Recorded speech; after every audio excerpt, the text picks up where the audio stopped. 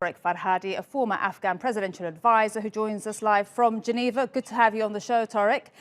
How do you protect such a vulnerable population and such a politically fragile country from the coronavirus? Regarding the population, Maria, it's very difficult actually, because there is a cultural component. Families are large families in Afghanistan. They tend to be 9 people in a household, very close knit families. And the fear is that there are undetected cases walking around, and we don't know where they are, with the fact that 150,000 refugees have come back from Iran, perhaps 180,000 in the last month. The Herat is already touched heavily, but most of these people have really gone to their villages all over Afghanistan. They were day laborers in Iran, and they lost their jobs when things got difficult in Iran. So they came back to Afghanistan. Now, there is no detection facilities, basically, other than checking the fever.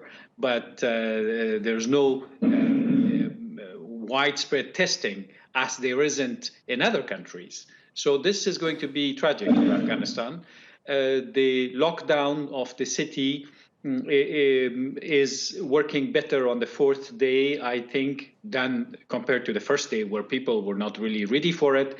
And also media outreach is difficult in Afghanistan. But now people know that there is a danger.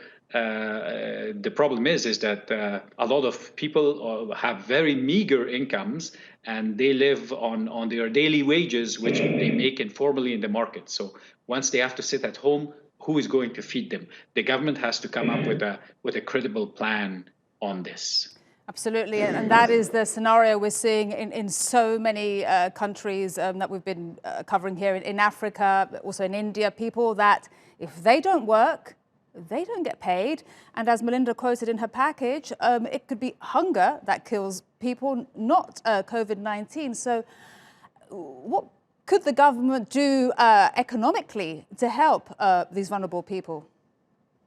So in the case of Afghanistan in particular, Afghanistan has currency reserves, and the Afghan people are used to a small package. If there was a system that the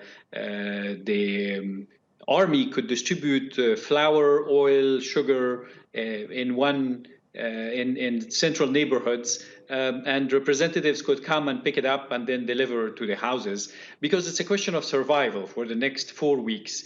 The month of Ramadan is going to come. It's going to be very difficult, because most of the fatalities are going to hit during that time, as per the famous curve that we have seen in each country. So it's going to be a period of very difficult hardship. Business is at a standstill. You mentioned the political front. There is a little bit of good news of movement there, because the Taliban have sent a technical delegation to negotiate the release of the prisoners, and the rival to Dr. Ghani, Dr. Abdullah, has approved the peace negotiation list.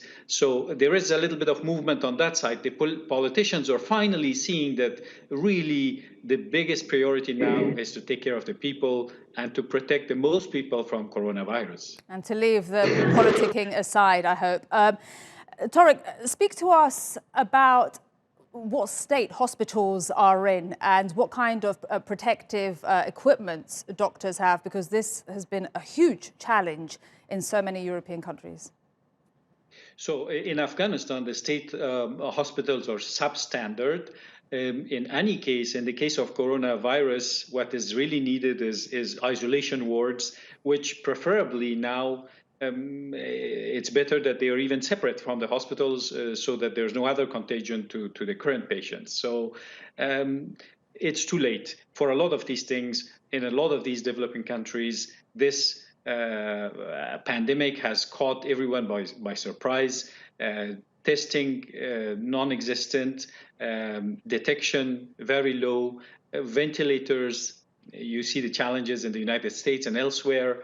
So it's just a tough period that has to go by. By some theories, they say that the coronavirus doesn't attack people from 0 to 14 years old. In Afghanistan, 70%, 75% of the population is under 25.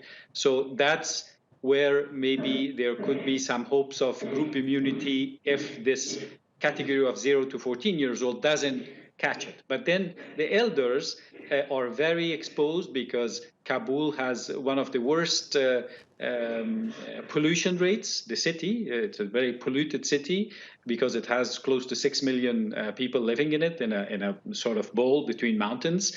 And people's lungs are not in the best situation to face a pulmonary kind of disease that we have with this coronavirus. All right, Torek, thank you so much for explaining the situations so beautifully for us and in so much detail. Appreciate it. Torek Farhadi.